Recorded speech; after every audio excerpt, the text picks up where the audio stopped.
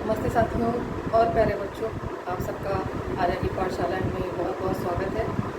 और जैसा कि आप सब पढ़ रहे होंगे, मेरे पिछले एपिसोड्स पढ़ रहे होंगे, देख रहे होंगे, उन एपिसोड्स के आधार पर हम आगे बढ़ रहे हैं, एक एक करके पढ़ रहे हैं। हमें क्या क्या एक सीक्वेंस के हिसाब से पढ़ाना चाहिए, हम छोटे बच्चों को किस तरीके से पढ़ाएं, हम छोटे बच्चों को क्या क्या समझाएं ताकि वे अच्छी तरीके से पढ़ना सीख जाएं।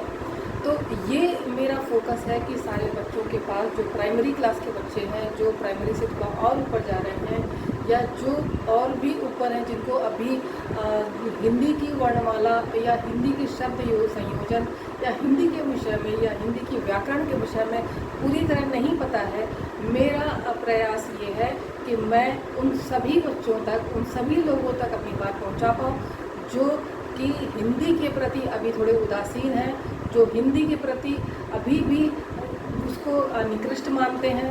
उन सब तक मेरी ये जो है पाठशाला पहुँचे और उन सबको लाभ पहुँचे, ये मेरा प्रयास रहेगा। तो मेरे चैनल पर आप यदि नए आए हैं तो पहले सब्सक्राइब कर लीजिए, नोटिफिकेशन बेल ऑन कर लीजिए ताकि मेरे सारे वीडियोस आप तक पहुंचते रहें, नोटिफिकेशन आप तक पहुंचता रहे और आप उनको देखते रहें, उनसे सीखते रहें।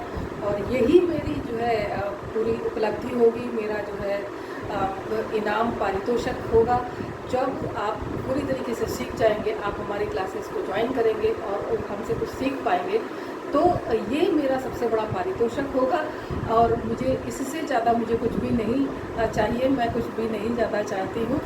तो मेरी अभिलाषा है कि भारत के अंत तक जो कोने का भी जो बच्चा है, वो सारे बच्चे हिंदी में पारंगत हो, हिंदी को अच्छी तरीके से समझें। ये मेरा प्रयास है। इस प्रयास पर मेरा ये थोड़ा सा शैशव प्रयास मैंने शुरू किया है। तो मैं आप सभी दर्शकों से, सभी वीडियो जो देख रहे हैं, उन सब से मेरा अनुरोध है कि वीडियोस को शेयर करते ज़रूर से चलें, ज़रूर से किसी न किसी को, किसी न किसी के लाभ की इसमें जो है मिल जाएगा, किसी को कंटेंट मिल सकता है।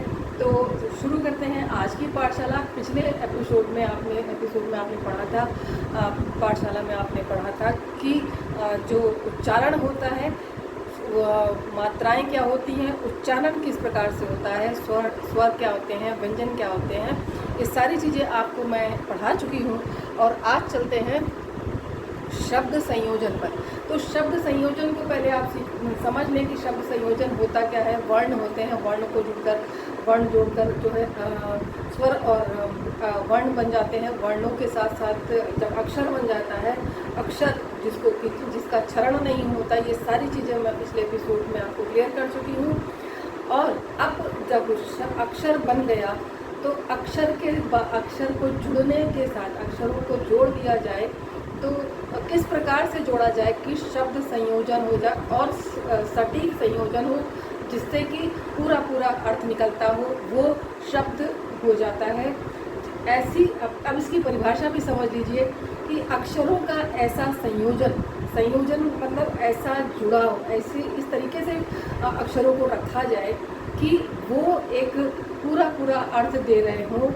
ऐसे अक्षरों के से युग्म को, ऐसे अक्षरों के संयोजन को हम शब्द कहते हैं। तो आज हम ये सीखने जा रहे हैं शब्द संयोजन किस प्रकार से करें। अब मान लीजिए कि आ ले लेते हैं, एक स्वर मैंने आ ले लिया और इधर से व्यंजन में से का ले लिया और अ और का, आ स्वर मिल गया, व्यंजन में से का मिल गया और आ और का। आप ये समझ लीजिए आ का र, कुछ ऐसे ही वर्ण मैं इस पर अभी बोर्ड पर लिखने जा रही हूँ। आप स्वयं अंदाज़ा लगाइएगा कि क्या ये इस तरीके से शब्द वर्णों का संयोजन, किसी प्रकार के शब्दों का संयोजन कर पा रहे हैं। क्या ये संयोजन आपको पूरा अर्थ दे रहा है?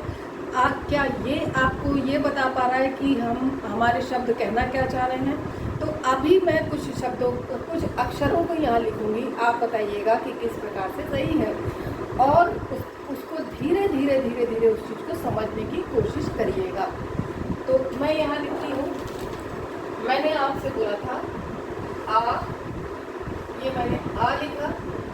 अब मैंने कहा था का लिखते हैं व्यंजनों से, ये मैंने का लिखा। अब मैं यहाँ पर ना ये स्वर हो गया, व्यंजन व्यंजन व्यंजन हो गए, ये हो गए अक्षरों का एक संयोजन, ये बन गया। अब इनको हम संयोजन कर देते हैं, आ का ना मा। अब इनको सबको जोड़ दीजिए, आ का ना म क्या बन गया, अगनम। अगनम, इसका कोई अर्थ नहीं निकलता। ये जो हमने संयोजन किया इसका कोई भी अर्थ नहीं निकलता। तो हमें क्या करना होगा कि ऐसे शब्दों का संयोजन, ऐसे शब्द हम यहाँ पे रखें जो शब्द पूरा पूरा अर्थ दे रहे हों, हमारा कहने का मतलब हम क्या कहना चाह रहे हैं वो उन शब्दों के द्वारा निकल रहा हो। अब मान लीजिए कि मैंने एक गाय देखी और हमने गाय का वहाँ पर हमें ये नहीं पता है कि हमें यहाँ पर कौन सा अक्षर लगाना है कि वो गाय बनेगा। तो अब मान लीजिए कि आपको ग लिखना नहीं आता, आपको अ की मात्रा लगानी नहीं आती, आपको यह नहीं मालूम गाय कैसे लिखी जाती है, तो आप वहाँ पर गलत संयोजन करेंगे और वो समझ नहीं पाएंगे कि मुझे यहाँ पर क्या करना है। तो अब यहाँ पर मैं इसको साफ कर देती हूँ।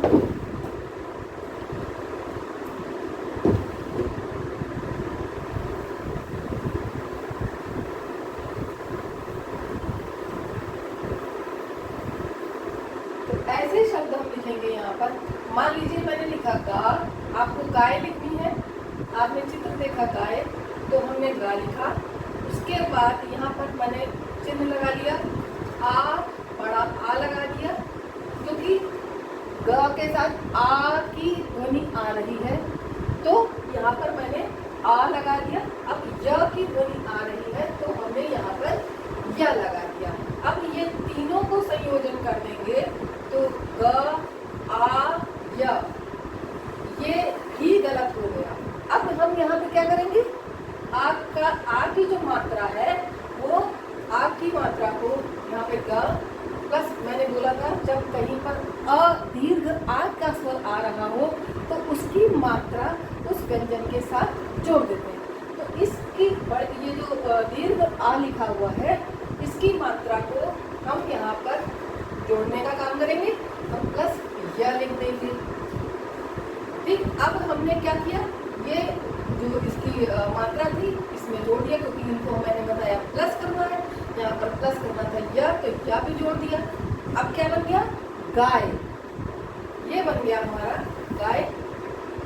अब ये पूरा पूरा अर्थ दे रहा है कि जो मैं कहना चाह रही थी कि गाय, वो ये शब्द पूरा अर्थ दे रहा है।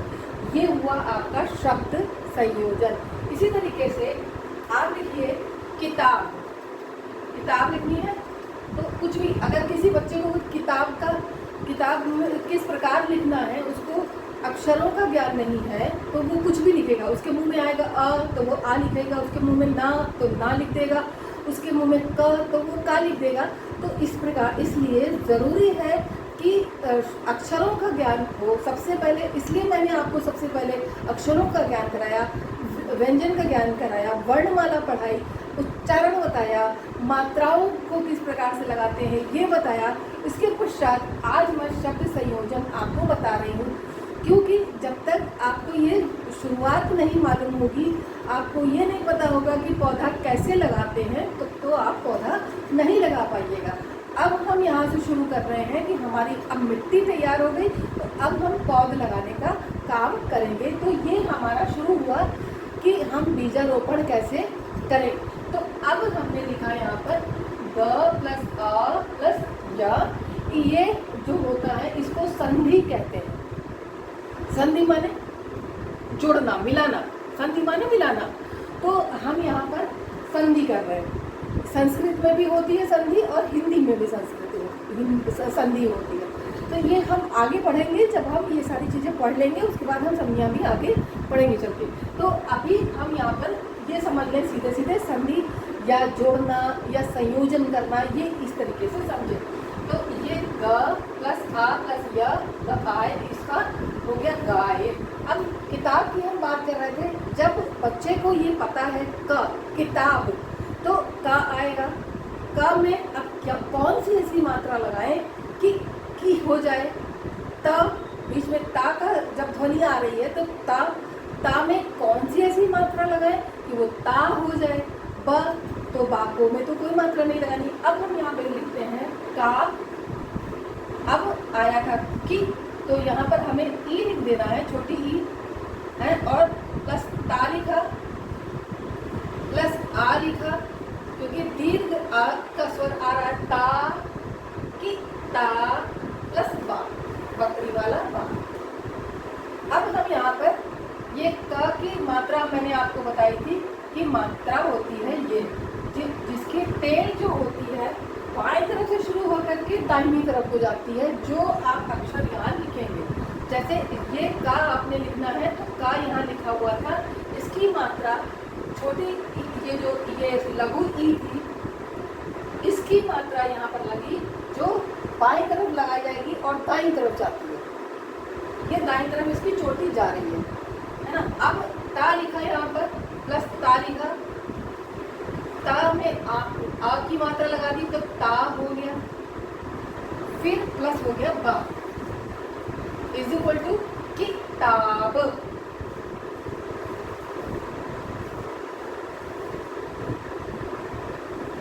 किताब, ठीक है। अब आते हैं, अब जो आधे शब्द होते हैं, ये दो आपको शब्द क्लियर हो गए होंगे।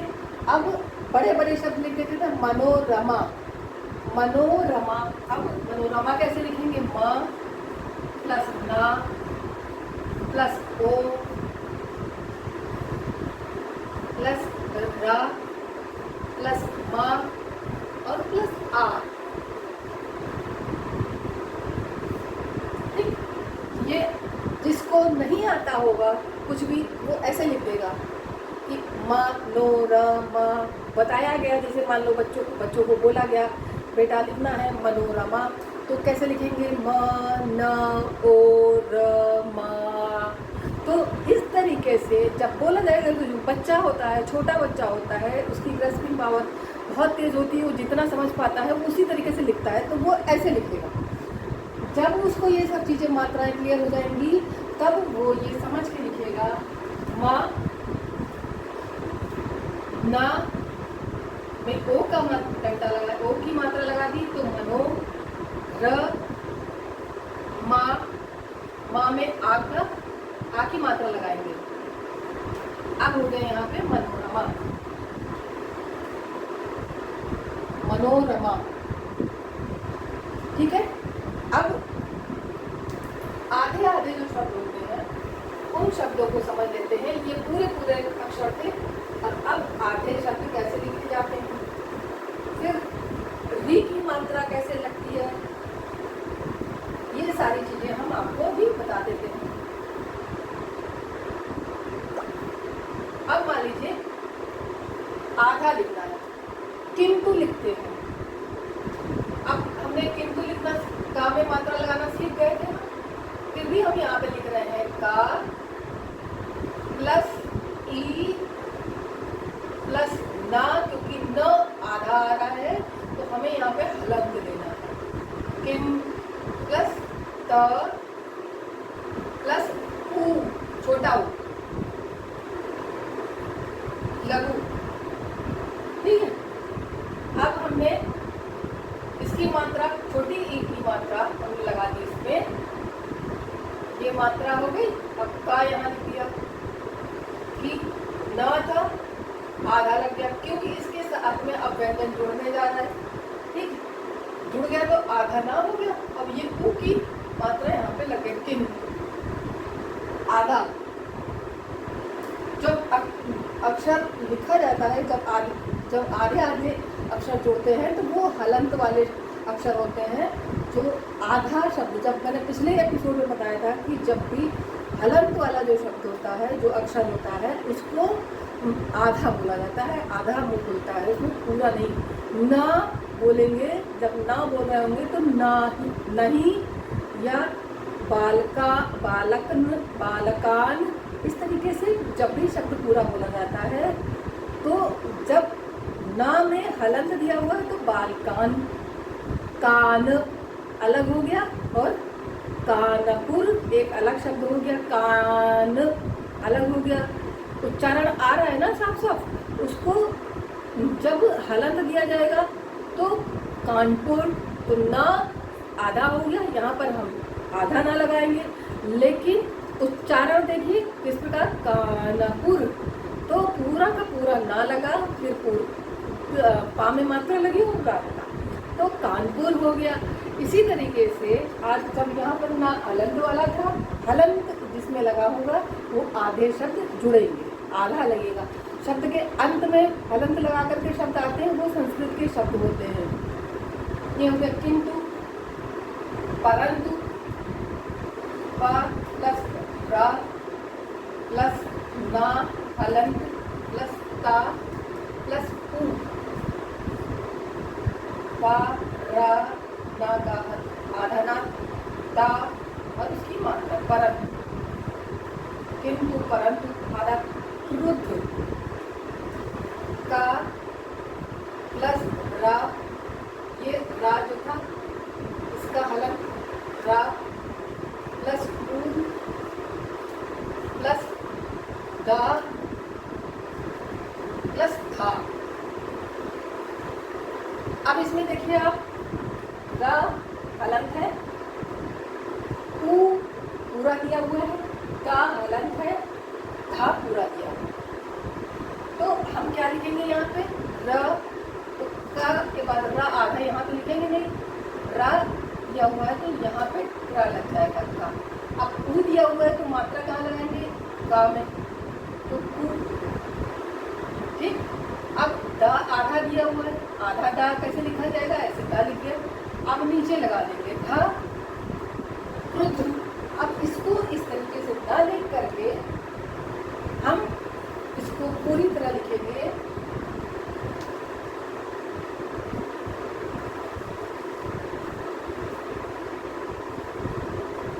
दा और था, क्रुद्ध। क्रोध में भी ऐसे रा लग जाएगा, क्रुद्ध, उसी तरीके से क्रोध।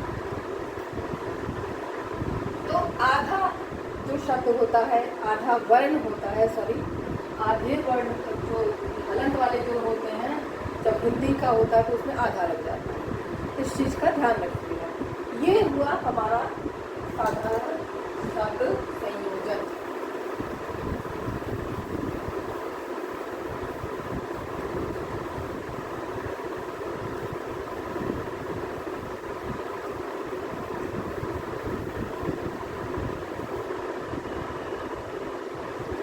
अब यहाँ पर रा लिखा प्लस आ लिखा,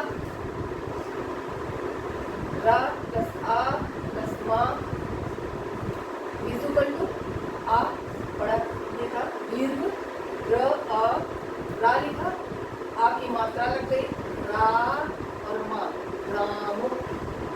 अब हमने यहाँ पर जा प्लस आ प्लस ता प्लस आ इक्वल टू, जा में आ का डंडा, आ की मात्रा लग गई, जा में ये आ की मात्रा यहाँ पे आ गई, ता लिखा, और ये ता में आ की मात्रा आ गई, जाता। ह लिखना है, हा प्लस ए वो बताया था, ए लग गया, तो हा और ए की मात्रा एक होती थी और ए की मात्राएं दो होती थी, ए और ए। यहाँ पर ह लिखा था, ए की मात्रा लगानी थी, तो ए की मात्रा, ये वाली मात्रा यहाँ लग जाएगी तो ए हो जाएगा। अब यहाँ वाक्य विन्यास कैसे करेंगे, यहाँ का राम उठाया, जाता। अब जिसको नहीं मालूम होगा वो कुछ भी कैसे भी लिख देगा। मान लो जाता, ये हमने शब्द लिखा, ये राम, ये बैग, जाता, जाता तो लिख दिया, विद्यालय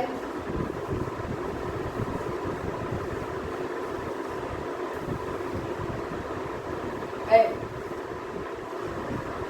लेकर लेकर। ये वाक्य सही है, ये शब्द संयोजन सही हो गया, वाक्य विन्यास जो हुआ, क्या इसको हम सही मानेंगे? नहीं मानेंगे। जाता राम बैग विद्यालय है लेकर, ये हमने शब्द तो रख दिए, शब्दों का संयोजन, शब्द बना के हमने यहाँ रख दिए, लेकिन इसका विन्यास नहीं हुआ। इसको अब आते हैं वाक्य, शब्द के बाद आता है वाक्य। तो वाक्य किस प्रकार से बनता है, वाक्य विन्यास क्या होता है? वाक्य विन्यास भी बहुत बड़ी चीज़ है, लेकिन वाक्य का विन्यास हम आपको यहाँ पर एक संक्षिप्त में बताते हैं। वाक्य विन्यास शब्दों का जिस प्रकार से छोटे जो अक्षर वर्ण अक्षरों के साथ में जुड़ करके शब्द बनते हैं, ऐसे शब्दों अक्षरों का समूह जो पूरा अर्थ दे रहा हो, वो शब्द होते हैं, वो शब्द कहलाते हैं। और उसी तरीके से शब्दों का ऐसा समूह जो पूरा अर्थ दे रहा हो, पूरी बात कह रहा हो, वो वाक्य कहलाता है। तो ये जो हमने लिखा, शब्दों का संयोजन किया, शब्दों का विन्यास किया, ये वाक्य विन्यास नहीं हुआ, क्योंकि हमने केवल शब्दों का संयोजन किया। यहाँ पर शब्द रख दिए, केवल कोई कहीं भी बिठा दिया है, इसलिए ये प्रॉपर संयोजन नहीं हुआ। तो हम इसको अब हमें क्या करना है, इस तरीके से पढ़ेंगे। पहले कौन है, कर्ता कौन है? कर्ता कौन है? राम। काम का करने वाला कौन है यहाँ पे? राम। राम जो है काम का करने वाला है। अब राम क्या करता है? जाता है। इसको थोड़ा ऊपर से समझाते हैं, वरना जो है आप कंफ्यूज रहेंगे।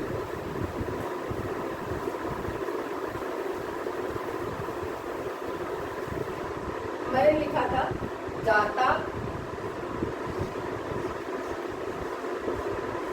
राम, बस्ता विद्यालय,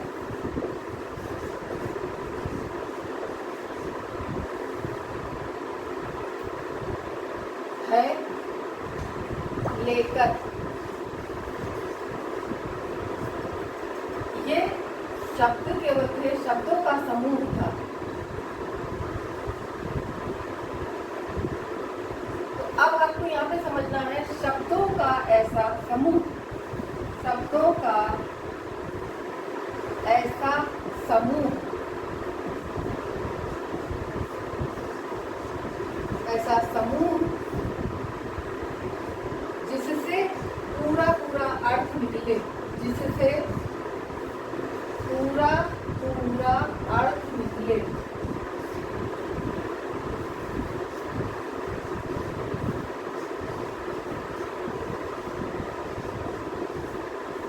वह वाक्य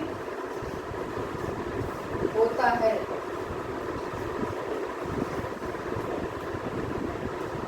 शब्दों का ऐसा समूह जिससे पूरा अर्थ निकले, वह वाक्य होता है। अब जो मैंने उदाहरण आपको दिया, अब इससे आपको समझ में आ जाएगा कि इससे पूरा अर्थ नहीं निकलता, क्योंकि ये जाता राम बस्ता विद्यालय है लेकर, ये जंबल है, ये इधर से उधर कुछ भी दे दिया गया है। अब हम यहाँ पर इसको ऐसे समझ लेते हैं कि काम का करने वाला कौन है? कर्ता सबसे पहले आएगा। सबसे पहले कर्ता हमने ले लिया, तो कर्ता है राम,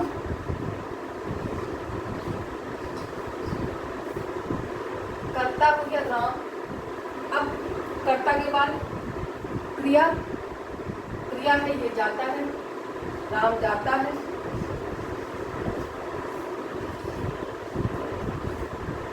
जाता है, ये भी हो गया, ये भी हो गया, ये हो गई क्रिया, ये हो गया कर्ता। अब बचा क्या कहाँ जाता है? विद्यालय जाता है, राम जाता है विद्यालय,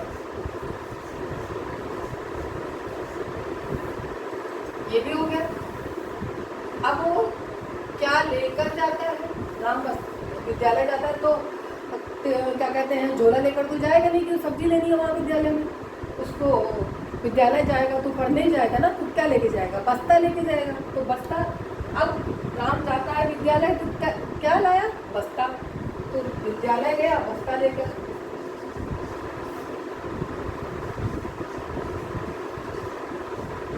ये हो गया पूरा। लेकिन क्या ये सेंटेंस, क्या ये वाक्य पूरा सही हुआ, नहीं हुआ। अब हमें क्या करना है, राम कहाँ जाता है, राम यहाँ पर क्लियर था ना, राम जाता है तो राम कहाँ जाता है, राम विद्यालय जाता है। राम विद्यालय जाता है।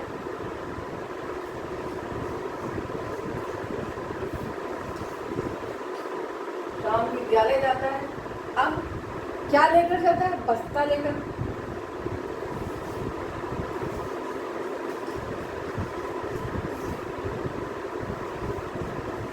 लेकिन क्या ये वाक्य सही हुआ, नहीं, ये भी नहीं सही हुआ, क्योंकि राम विद्यालय जाता है बस्ता लेकर, तो वो पीछे से बस्ता तो ले लेगा, बस्ता लेगा तब विद्यालय जाएगा।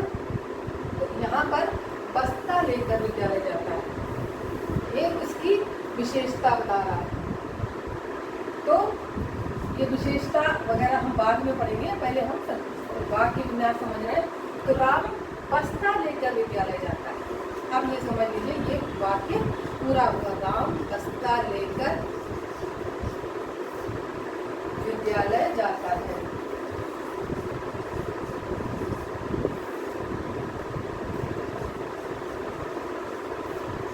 जाता है। अब ये वाक्य आपका सही हुआ। राम, ये हो गया आपका कर्ता, ये उसका विशेष, ये जो विशेषता बता रहा है, क्या लेकर जा रहा है, ये जो है उसकी विशेषता बता रहा है, क्रिया विशेषण हो गया। क्या कर रहा है, लेकर जा रहा है। कहाँ जा रहा है, ये विद्यालय जा रहा है, ये हो गई, क्या करता है, जाता है। तो अब यहाँ पर एकदम ये वाक्य पूरी तरीके से सही हो गया, शुद्ध हो गया।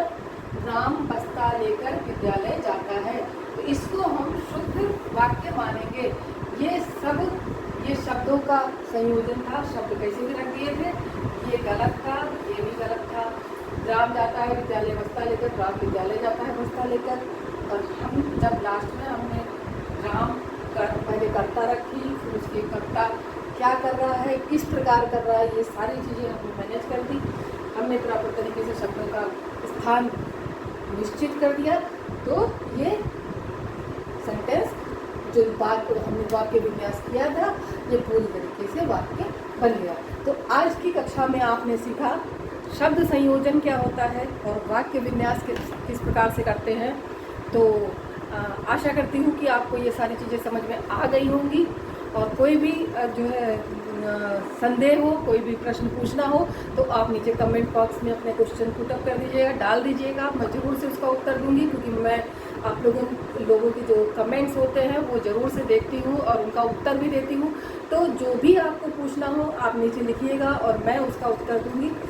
और साथ के साथ आप मुझे इंस्टाग्राम पे भी फॉलो कर सकते हैं, फेसबुक पर भी मेरा पेज है, मैं वहाँ पर भी मैंने अपना क्लासेस जो है शॉर्ट उसमें डाल रखा है। तो वहाँ पर आपको पढ़ने नहीं मिलेगा, पढ़ने के लिए आपको हमारे यूट्यूब चैनल आ जाएगी पाठशाला में ही आना पड़ेगा, उसको सब्सक्राइब करिएगा तभी आप पढ़ पाएंगे।